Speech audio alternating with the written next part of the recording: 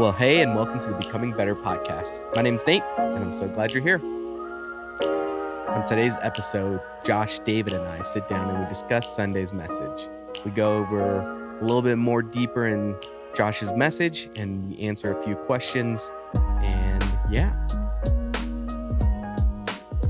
Well, if you'd like to find out a little bit more about what's going on around campus this summer, you can head over to quadcity.church/events, and you can see all the things happening around campus this summer. If you haven't listened to Sunday's message, then I want to encourage you to stop here and give that a listen, as that will help make this conversation make more sense to you. Well, without further ado, we hope you enjoy this conversation.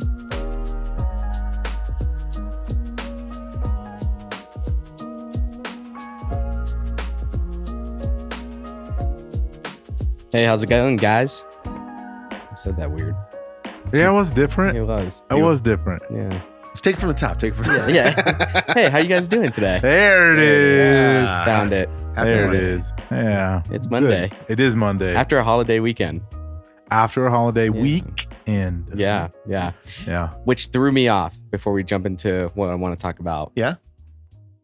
The whole holiday being Friday, Saturday, just kind of, I woke up Saturday for the parade thinking that it was Sunday, and it threw me off. So went for a walk and then went to the parade to get my mind right. 'Cause I thought it was Sunday. So you woke up early. Yeah. Then. That's what you're saying. I freaked out. Yeah. I woke up at 7 and I was like, I'm late.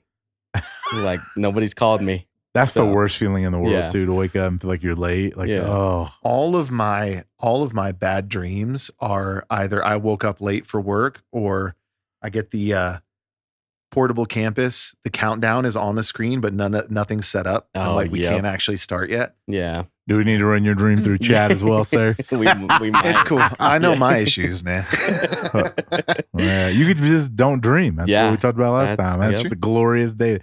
Yeah. Yep. Mine, I was off the back half of the week, so I was all messed up Yeah. anyways. Yeah. I was like, it's Friday? It's Friday. No, Yeah. it's not Friday. It's Saturday.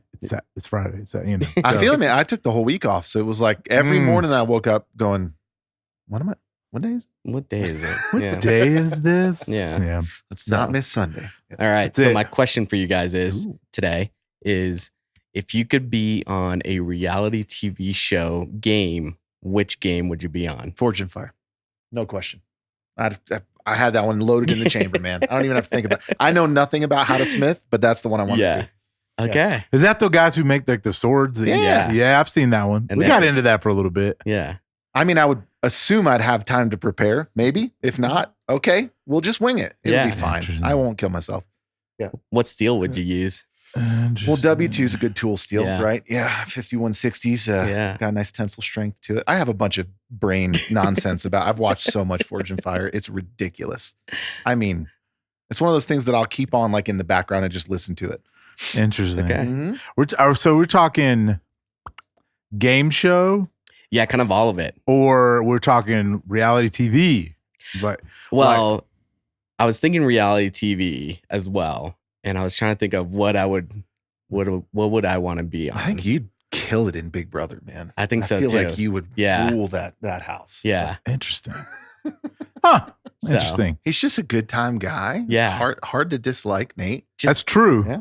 That is Which- true. So my first thought was Survivor, but the whole mental game afterwards of like kicking people off because they're good at the game, I'm like, I don't like that. I just want to hang out. Yeah. So cool story. So I had a football player when I played college ball. The one year I went to college before I went to Bible college. So his name was Bo Buchanan. His dad was one of the original guys on Survivor. So he wore overalls. He wore bib overalls. So Bo was from West Virginia. Okay. So his dad obviously wore bib overalls because Yeah. that's what you wear in West Virginia. But he was on Survivor. Like he came to games with us. So he was probably, I mean, this is 2001. Survivor started what? Oh, I couldn't tell you. Late 90s. So it's like an early season. But yeah, he was at our football games. His dad was on Survivor. Yeah, 2000. So you found him? No. So That's when it started. So he was one of the first episodes. I mean, I was in college 2001. That's crazy, man. So yeah, wore bib overalls. I can't remember what his dad's he name win? was. No, he made it deep though. What was his last name again? I think it was Buchanan, Bo Buchanan, if I remember correctly. I feel like that was his name. Dad was from West Virginia, wore overalls. In West Virginia, born and raised. Yeah. Mm-hmm. In the overalls. His son was a really good football player. Tom Buchanan. Boom. Is he wearing bib overalls? In his profile picture, he's wearing a penny jersey. Oh, yeah. Well, he was at most of our football games that year because his son was our middle linebacker. Pretty good little athlete, Tom, too. if you're listening, shout out, man. Yeah, I doubt he is, but I always thought, and then I heard some him explaining survival. I was like, I can't do that. No, I don't. I don't. You still haven't quite answered the question. Yeah, so I'm going back. So game shows. So our family loves some game shows. There's a new one. It's called Beat the Bridge. It's just random questions. I'm in. It tests Trivial Pursuit style. It just tests your knowledge of all the most random kind of questions, from literally anything. So maybe I should have thought of one that I'd be good at. Actually. Yeah, I was That's like, great. man, that would be we talk about that all the time. The boys are Yeah. like, Dad, you should go on this show. You'd be so great. I'm like, I would, son. You're correct. So you go in a team of 3 too. So it would be like, So you can huddle up and just check it out. no, well, you can take 2 other people there are part of the beating the bridge with Okay. you.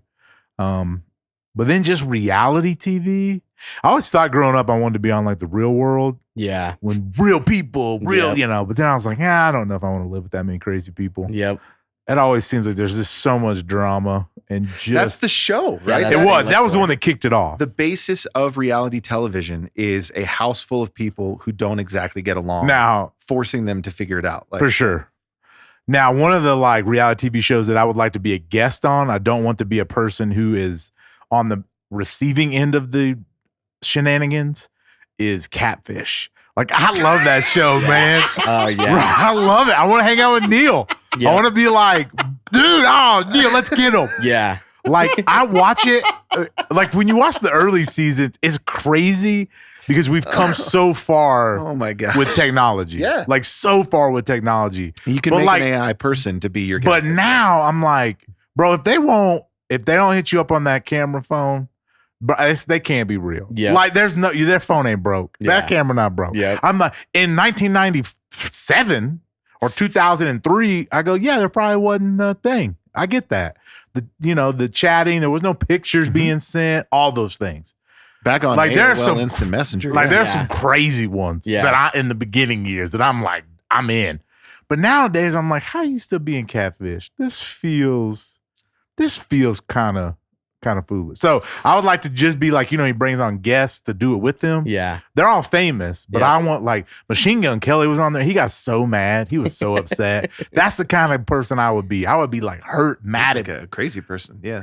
he was mad at them for doing that to someone. He was Yeah. so upset that they would catfish that person in that way. Mm. So I always am like, man, I want to go on that show. Yeah. I want to be a part of that big reveal. and It be does like, seem loose morally.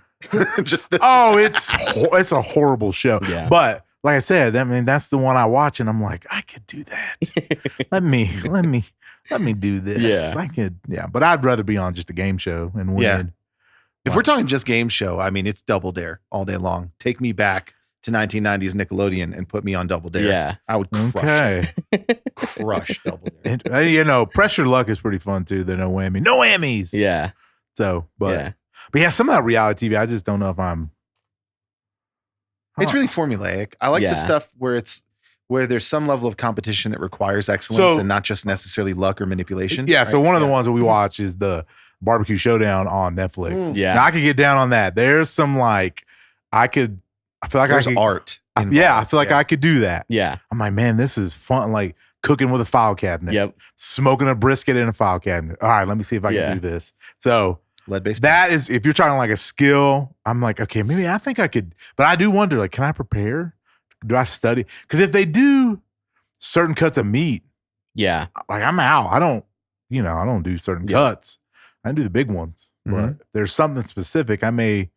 Well, and if you don't have the tools and the research, it's like you could just ruin it real easy. right, Yeah. really, and I can't be ruining that really expensive cut of meat. Yeah. So, yeah. So who next level of the question Oh, dang. for something in more like Cash Cab, Oh, the fun trivia. Cash Cab. Who on the team would you bring with you on our staff? Oh, For trivia, Yeah. Brett.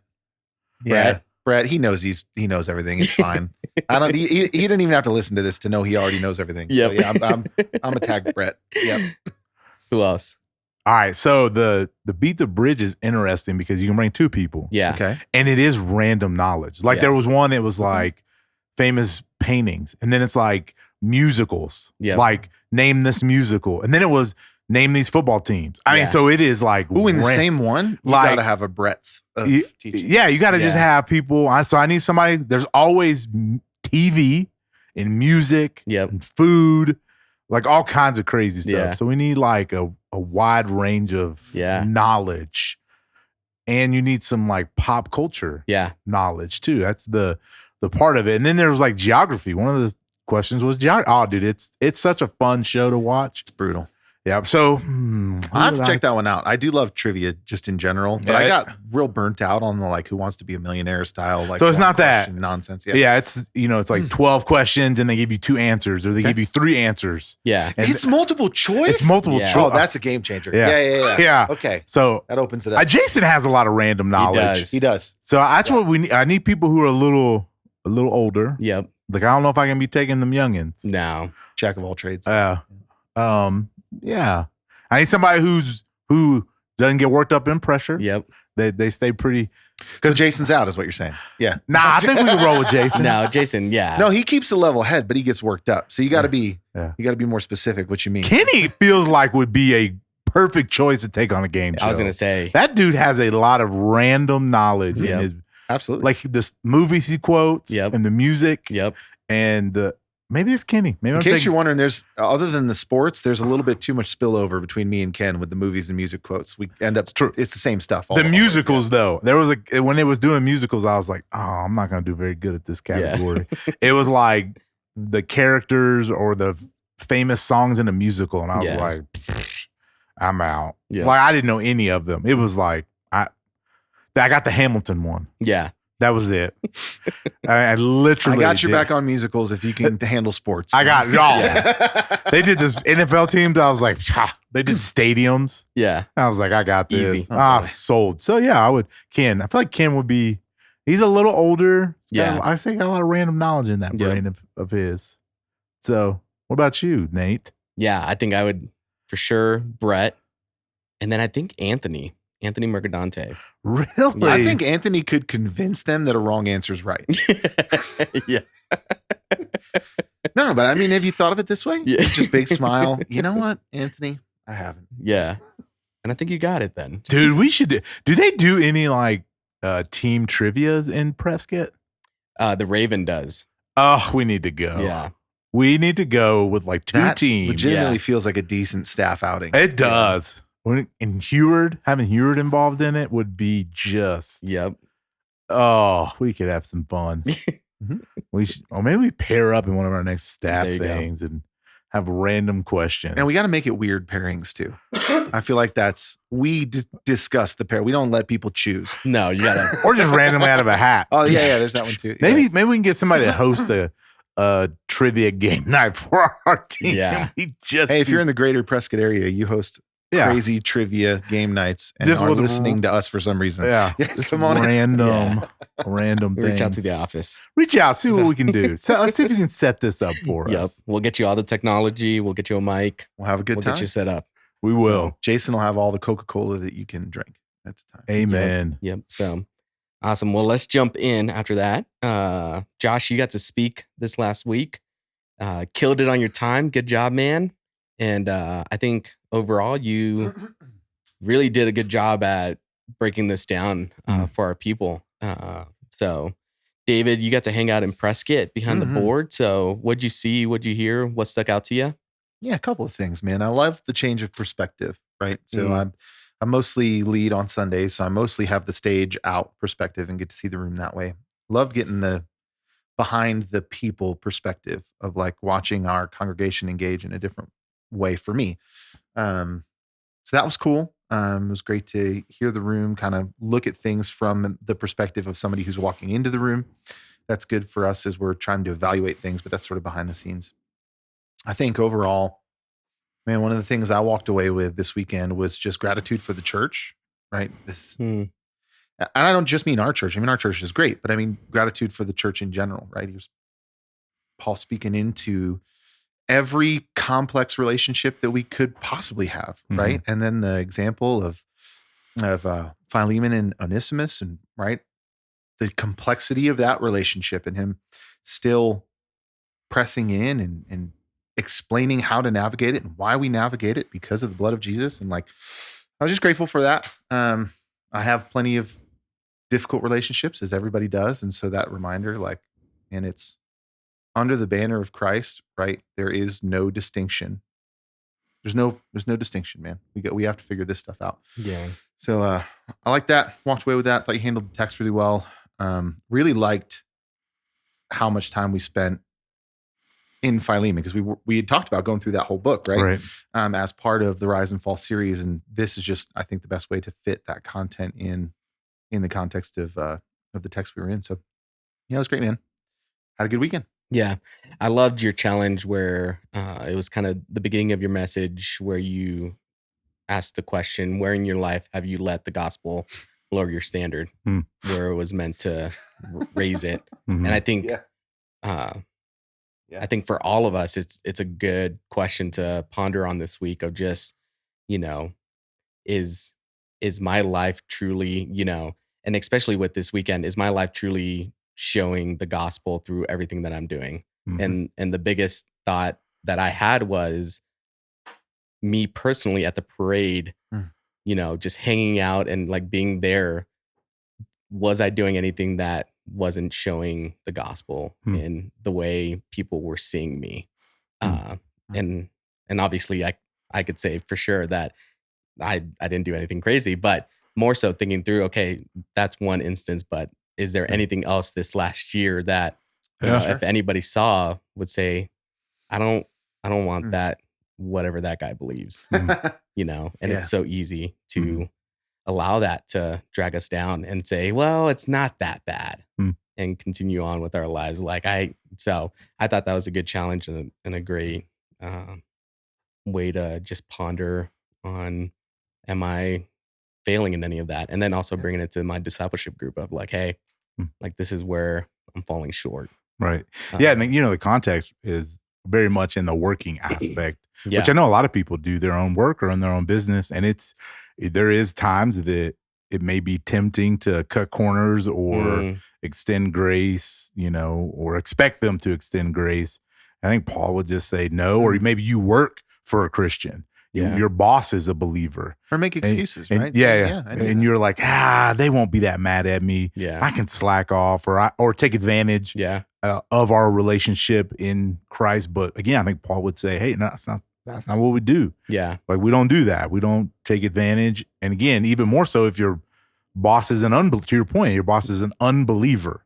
They don't believe the way in which you work and treat them has an opportunity to either be a positive, a net positive for the gospel, or a net negative. And so just that context of trying to help people frame that, just didn't have enough time to get that specific. But again, it's just hey, in our work life, where do we lower the bar? If I'm working, as a whatever and doing work for a fellow person in my church, I'm like, David, he's cool. He'll let me slide on this if I'm late or don't show up on time or don't finish the job. Whereas the text says, no, do it. Do it better. Do it. I mean, go above and beyond. Yeah, right? Go above and beyond. And so, and again, if I'm working for people, that should be my mindset, that I should serve them even better. Yeah. And not lower the bar. That's never the intention, is that we're worse as a believer, so to speak. Yeah. So sweet. Was there anything else you mentioned, kind of the working relationship, but is there anything else you would have wanted to add on to this text? Yeah, Paul, one of the things that I cut, just again, it's always time and just flow and clarity, was Paul uses the words, those under the yoke of slavery, right? And this yoke is a burden. And even Jesus talks about, take my burden, for it's light, right? The yoke was a burden. And so I think, again, when I talk about the idea that Paul left for us and the New Testament leaves for us the breadcrumbs to eventually dismantle slavery. It's seen in like that. It's so subtle that you don't pick it up. And again, I didn't have time to really unpack it, but he doesn't use yoke as a positive thing there when he's talking about slavery. Paul is not, again, he may not outright say and abolish slavery, but him using that language, those under, essentially what he's saying is those under the burden of slavery. It's not a great way to talk about that, right? Yeah. But so again, he leaves us these little hints and these little clues and the wording. And so even Paul, I think, knew that this was not the desire of what God would want for all of humanity. Yeah. But it was so just interwoven into the Roman Empire. It was really hard to sparse that out. So Paul goes even, like I said, I think he goes even deeper to go, okay, how do I fix the relationship side of it? Yeah. I can't maybe do the big picture of it, but how do I change how Nate and David interact if that's the relationship that they find themselves in? Yeah. And so I think but that wording choice is intentional, I believe. Yeah. Using that word yoke. Yeah. Mhm. Awesome. And then you ended with kind of 5 points: the lean into tension, live radically, tear down the walls that divide, keep teaching these things, be willing to pay the price. Is there, as you kind of set this up, was there anything, I guess, is this a true 1 through 5 of how we should be seeing this towards our lives, or do you feel like these are just the top 5 that?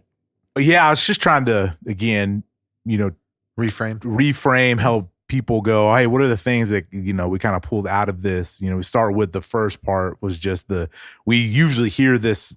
I had a couple people go, yeah, I'm not gonna lie, Josh, I heard those 2 verses and I was like, what are we talking about in the church? Slavery? What, So just trying to, I actually think that it's super helpful to be able to do that. When you just read some of the context around Philemon and Onesimus, it's messy and odd and weird, and that it was probably a slave master, and it's in but again, when you read it and you see Paul and the heart behind what he's doing, it's like, man, this is actually a beautiful picture of the gospel. Yeah. To David's point, it helps me reframe all my relationships. And so I think it's just really helpful. And so again, it was really more just a reframing of, hey, as I walk through the sermon in my own mind, these are the kind of takeaways that I thought if people walked away with, it would be super helpful.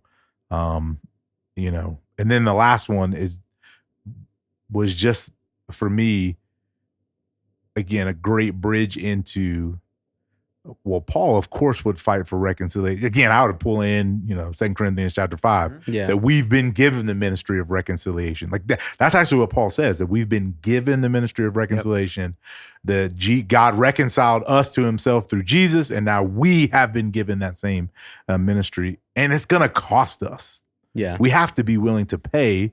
And of course, Paul would follow the example of Jesus. Yep. So it just makes sense. So it was a great reminder of all of this is seen through the lens of what Jesus has done for us. So I don't know necessarily if you go in that order or you just go, hey, this week I'm going to focus on this one, or whatever it may be for whoever they're at in their life. So and then do we find out any more about Onesimus and Philemon? Yeah, so it's crazy. So in some church history, there is I don't know, rumors is the wrong word. There is a thread that runs through that Onesimus may have become the bishop of Ephesus. Now, again, Onesimus was probably a slave name, but there is some belief, and even when we were in Turkey, that is what our guides told us.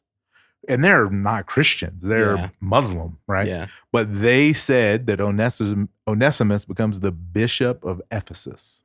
So that's according to Orthodox tradition. Yeah, Orthodox tradition. So it's real interesting to go, hey, if that's the same guy, that's really, so clearly there was some mending of that relationship and, some of those things. And obviously maybe he, Philemon set him free or who knows what happened. Yeah. But it's so, I don't know if it's that important to the story Yeah. or what we were trying to preach. Yeah. And it was way too much for me to try to unpack. But if you just begin to read it and study it, it's really cool to go, Yeah. man, if that is the case, that's amazing. That would be really awesome that he would end up being that over the church. So, So for sure.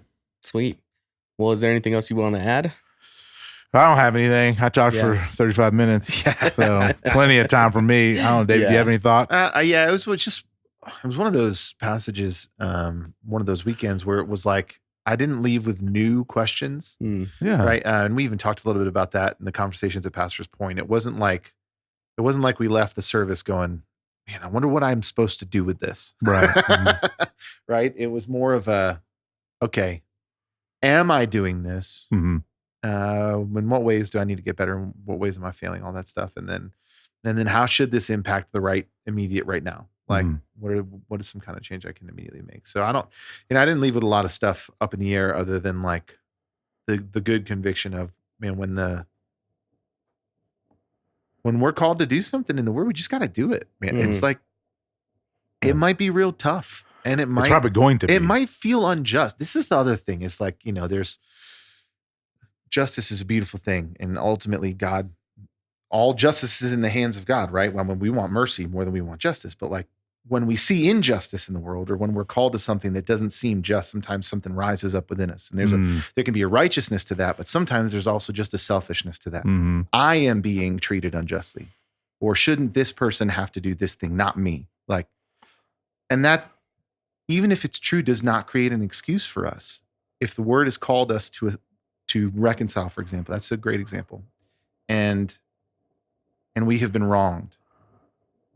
And that person has not sought forgiveness. That does not diminish our responsibility to reconcile. Right. Even though that feels unjust. Very unjust. So, tossing those things around in my head and trying to make it work. And I do love that the word constantly reveals my own selfishness. Well, I don't know about love. I do find that I don't think I ever love it. That the word constantly reveals my own selfishness. And that's something I have to tackle regularly. And to bring to discipleship group and to talk with the guys about and just check in on and see, hey, what did this bring up in you that we need to deal with, and we can partner together and lift up one another's burdens. And man, stuff, I mean, bro, you're right. As a half black guy, I was like, what? He's telling them to go back? Yeah, that's crazy. Like that's my initial first selfish read. Yeah, this is, you've got to be kidding me. There's no way I would tell him to do that. That seems incredibly unjust. Yeah. But to go, there's a bigger picture in play here. And Paul was hopeful that both of these men actually had surrendered their life to the king and believed the same thing he did. He wouldn't, he was certain that Philemon was going to do the right thing. Yep. And that Onesimus was too. And it was based off of their love of Jesus, which is just amazing, you know, and that he would be able to do that. And so again, I did just keep thinking about the stories that were being told in the town of Colossae and Hierapolis and Laodicea. They're all really close to each other.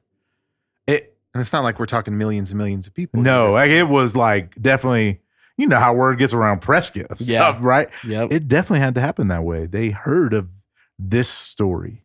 And it made its way to Ephesus, I'm sure of it. Yeah. It wasn't like it was separated from it. And so,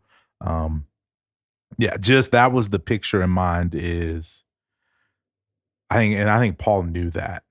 He knew what this could do, not only for these two men, but for the church. A real picture of what it means when the gospel actually really does change you in a very powerful way. And so it was fun. You know, Jason and I, we were looking at this sermon and we got to this text, and you can't preach it with what's before or what's after. It just didn't fit. Yeah. So it was like, man, 2 verses. What are we going to do? And at first we were like, do we just skip it? You know, honestly, we really were. No lie. Right. We just talked about this. I went, and me and him both, we went, well, obviously it's important if he writes about slavery again in the context of this relationship to the church in Ephesus. Like he actually, this is a big deal. Like I said, he talks about it a ton in his writings. So we were like, well, we can't skip it. We don't skip stuff. It's not what we do. And this is where we went. And Jason was like, oh, hey, what if we bring in Philemon? And I was like, oh man, this would be a blast. Nobody ever teaches this. No one ever talks about it. Let's try to teach it and talk about it. So that was, again, to your point, how we got to bring it in. We've been talking about it for a while. And so, getting able to do that was really, really fun. But even our own first pass at it was like, we'll just skip it. But I was like, nah, man, I leaned in, and even for my own self, got to really spend some time, navigating. This was crazy. Again, my flesh would never have said those things that Paul said. Yeah. Because my context is also really different, right? Yeah, I have to acknowledge. I sit in 2025 where I know, because of the work that's been put in before me by those who are followers of Jesus, that what happened with slavery in any context, in any era, is wrong and evil. I have that. I started there though. Yeah. Again, they just didn't. But as far as back as history, it's just been normal. Recorded, people have been taken advantage of other people. People have taken advantage of other people, to your point. Yeah. So again, just even that, though, wrestling through that and fighting through that and trying to navigate, and my own frustrations and just negativity sometimes when it comes to like, I wish the church had done more sooner. Yeah. But being reminded that it is the people of God who finally did get this right and who champion this, and all these agencies now that fight for, it's all believers. It's believers who are doing this. It's people who love the Lord and love Jesus. And so I am grateful for that. And so again, we don't always get it right. And I think that's what, for me, the last time we preached about slavery and then this time is, even in my own life, I don't always get this right, everything. Yeah. Like I fall short. I don't always live the gospel in a way. Yeah. And yet, man, there's amazing amounts of grace that God gives me. And so I can at the same time hold that tension of, I'm not going to excuse their behavior. Yeah. At all. It was wrong. And I don't think it's ever right, but also trying to navigate and figure out, and again, give grace to those who finally, and celebrate those who finally said, man, this is not what the people of God should do. We have got to be better. And so I'm grateful that we do live in a country and live, for the most part, everybody like I was talking to was like, of course slavery is wrong. You know what I mean? Like, again, we have that perspective now. Well, the mainstream belief is this is a bad thing. A bad thing. Now, well, we don't have time for a whole new can of worms, but the reality is slavery is also not a thing of the past. No, not at all. So in 21st century Earth, slavery is not this thing that happened way back when and doesn't happen anymore. And so it's nice that we live in a place where it's 100%, well, maybe not 100%. Most everybody you talk to, mainstream, is going to say, this is wrong, you shouldn't do it. And that's great. We all feel that way. But the truth is, it is still a thing that happens, and it's still something that you can actively and even passively fight against. Yes. And weirdly, we had this whole conversation's come up actually a couple of times recently, because we had this gentleman come from the Sheriff's Department. From the Sheriff's Department. Yeah, I mean, Yavapai County is one of the places in the state that has a special unit that deals with this, and it's their job to find people who are trapped in this and help set them free. And that's cool, man. And I'm sure we've got resources we could send people if they're interested in it. Absolutely. No, yeah, for sure. It is a really, that it isn't gone necessarily, but that at least there is a belief, hopefully among the church, that this is always, that it is evil and we can call it evil. Yeah. And yet I'm not, automatically judging, right? I'm like, this is evil, and this, we can call evil evil, and sin is sin, and that's okay. But I think we do have to keep teaching it. Yeah. Because what we know is history is doomed to repeat itself if we are not careful as people. Yep. And so as followers of God, we have to keep teaching that everyone is created in the image of God. Ooh. Yeah. And that overarching theme that's got to just be taught in our homes and from our platforms, and that there are these truths.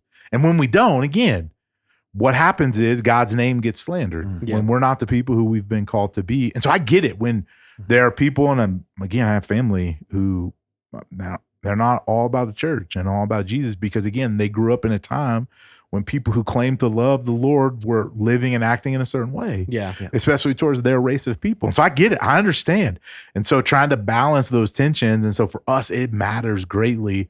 And again, in our context, I do think the Bible leaves us answers of how to deal with things, maybe not explicitly, like how to navigate technology with a teenager. Yeah. It That's doesn't. not in the word. It's not in No. the book of Matthew, No. but I do think he gives us wisdom and insight to try to make decisions. Again, that's what hopefully people walked away with too, is going, oh yeah, the people of God eventually got there because they kept reading God's truth and God's word. And so for us as believers, we can get to some answers Yeah. as we keep reading the word and teaching the word. It may not clearly, again, it doesn't clearly say some things that we're navigating through right now in our time. Like some of the gender, like that's Yeah. not, there's not specifically, verse, book, chapter, go here. No. Yeah. But there's principles that we see Yes. that give us the framework to go, God created a male and a female, Yeah. like some of that stuff. Yeah. So we should, And even behind that, which you've already hinted at, is God created person in his image, in his which image. means that every human life has incalculable value. Right. All of them. So again, to the abortion issue, Yeah. doesn't say X, Y, Z, but we can, from the scriptures, see very clearly God's desire and design and this human, and they have like all of Yeah. that. So all of these things that always come up against us as believers, we always want to go, wow, again, you may not have the book, chapter, verse, Yeah. but you do have the word of God and the wisdom of God and the spirit of God in the church to help us find the answers that, can lead us to the life I think God desires us to live. And Yeah. so we got to keep teaching it. We Yep. got to keep holding it up and keep shouting it from the rooftops best that we can. Yeah. So good. There you go. Awesome. Well, have a good week, guys, and we'll see you guys Sunday.